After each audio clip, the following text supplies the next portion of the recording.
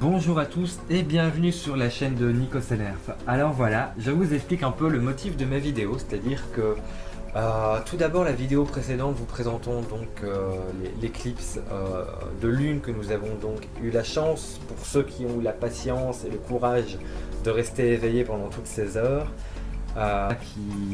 qui montrait depuis un de ces télescopes parisiens il me semble, donc cette éclipse extraordinaire que j'ai donc filmé pour vous pendant toute la nuit et que j'ai donc compressé à quelques minutes pour que vous puissiez évidemment y assister dans un laps de temps nettement plus court. Je pense que ça a arrangé tout le monde d'ailleurs. J'espère en tout cas que ça a été utile et que cette vidéo fera un petit buzz et sera partagée, likée et me fera un petit peu d'abonnés. Tout simplement pour le plaisir donc, de partager ce genre de choses qui moi me passionnent. Donc voilà, et aussi merci donc évidemment à la NASA de nous avoir donné accès à ce genre d'informations vidéo.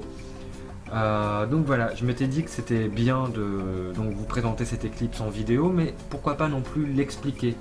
Il faut savoir déjà tout d'abord que pour ceux qui n'ont pas eu donc le courage de rester éveillés, la prochaine éclipse lunaire, ça sera pour mars 2016 et ça sera une éclipse partielle.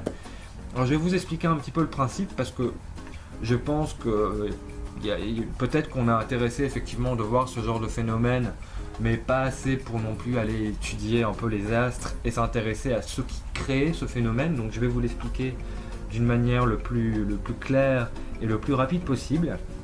Donc une éclipse de soleil se produit lorsque la lune passe entre la Terre et le soleil et masque ce dernier. Nous nous trouvons donc dans l'ombre de la Lune. Une éclipse de Lune, c'est l'inverse. La Lune se trouve derrière la Terre et est donc masquée par l'ombre de la Terre qui passe devant le Soleil. Quand la Lune est partiellement cachée par l'ombre de la Terre, elle est donc appelée éclipse partielle.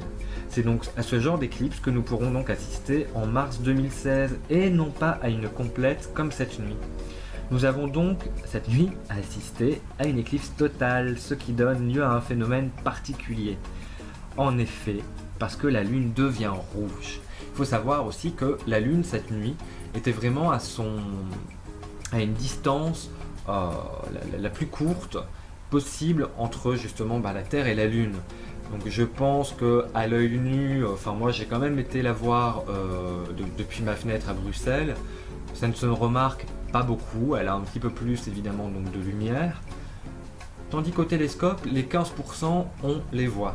Voilà, on a un petit peu plus de détails, mais voilà. Ça a joué beaucoup sur notamment la deuxième partie de l'éclipse quand elle est donc devenue rouge. Aussi, quand vous regardez un coucher de soleil, vous remarquez que le soleil a une teinte orangée, voire rouge. C'est parce qu'en rasant l'atmosphère, la lumière traverse une couche d'air plus épaisse. Et cette dernière diffuse la lumière d'une manière bien plus importante qu'en pleine journée.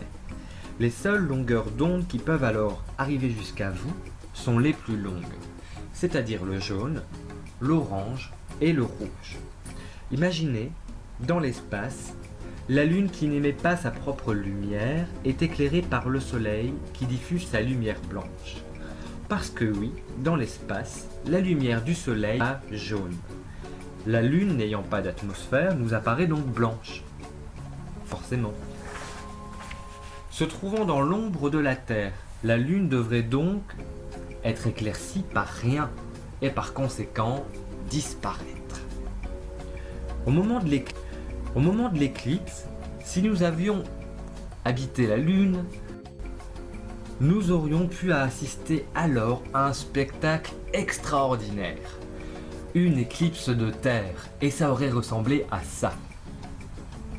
Entouré d'un anneau rouge semblable à un coucher de soleil dû à notre atmosphère. Et c'est pourquoi la Lune sur Terre nous apparaît donc rouge. Elle émet la lumière qu'elle reçoit de la Terre.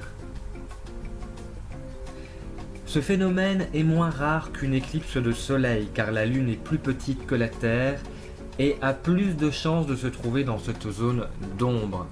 Évidemment, il y a plein d'éclipses possibles dans notre système solaire dont nous n'avons pas connaissance ni d'image.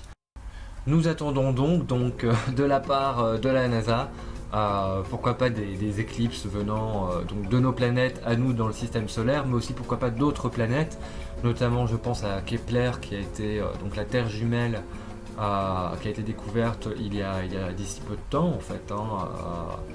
Et pourquoi pas non plus aussi nous informer sur d'éventuelles exoplanètes qui ont peut-être été découvertes depuis peu, dont nous n'avons pas connaissance. Évidemment, tout ce système a ses secrets. Je tenterai de vous expliquer donc mes thèses, mes conclusions dans de prochaines vidéos. Voilà, aussi par rapport à la NASA, je tiens aussi à faire une toute petite annonce qui vient tout juste de paraître au moment où j'étais en train de réaliser cette vidéo. Donc je pense que vous sentez un peu l'excitation dans ma voix, parce que je vous l'ai dit, moi tout ce qui est astrologie, etc., vie ailleurs, c'est quelque chose qui me passionne beaucoup, vous l'aurez remarqué. Et aujourd'hui, donc le 28/9/2015, et je suis très heureux de pouvoir être le premier à l'annoncer sur YouTube, la NASA, donc l'agence spatiale américaine, a publié un communiqué dans lequel elle affirme être sur le point d'annoncer une découverte majeure à propos de la planète Mars. Je suis tout essoufflé en le disant.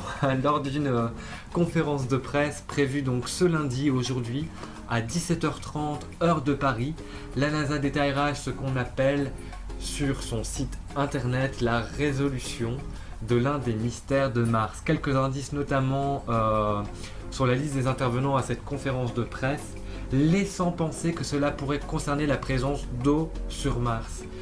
Parce qu'en fait, en fonction de ce que nous on sait, il y aura donc deux intervenants qui seront présents à cette conférence de presse. Donc Lingendra Oja et il y aura aussi Alfred McEwen qui ont publié depuis 2011 différents articles scientifiques suggérant la présence d'eau à l'état liquide sur la planète rouge, et ils seront là. Donc tout laisse à penser que cette découverte majeure, c'est tout simplement qu'il existe de l'eau à l'état liquide sur Mars. Je vous rappelle qu'une molécule d'eau, c'est de la vie. L'eau est à l'origine de la vie. Mars est un... je suis vraiment tout fou. Mars est juste derrière nous. Donc il faut savoir que pourquoi ça serait, comme on a pu le dire dans pas mal de films, pourquoi pas on pourrait très bien migrer sur Mars, étant donné que c'est une planète qui pourra se trouver dans la zone habitable. Elle y est d'ailleurs en ce moment, depuis longtemps. Il suffit peut-être juste d'un petit coup de pouce de l'humanité pour y faire donc parvenir une atmosphère. Bon là après je m'étale un peu dans mes conclusions, mais en tous les cas une présentation que le public pourra suivre sur la chaîne TV de la NASA. Donc je vous invite vraiment à aller voir leur site et à suivre ça. C'est dans une heure.